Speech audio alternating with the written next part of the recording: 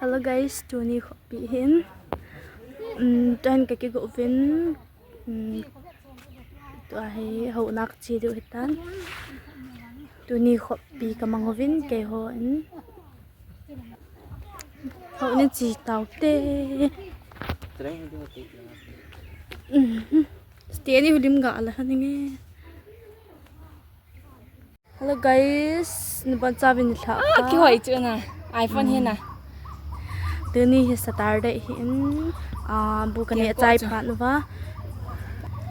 Video abon. Bukan ni achai ba. Tahi kakak mo hin. Chile NBN yang boy e. Chilang khala ka u kisilin. Ka hamangin lang ako marsi pa ma chi ko in. Bai chu nga ka tin do. Kay bai chu nga ka to kay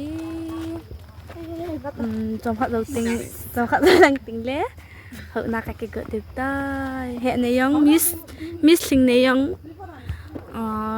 copy his in the chun cái comment hong vin. Hello guys,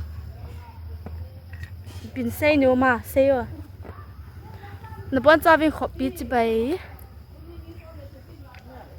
guys hậu cái đi ta ang chu best này lo chu nó lút thay lo đi hạt tiền hay vàng à cái này lo hay vàng chu cả lút thâu đấy mình ta bay lo no problem.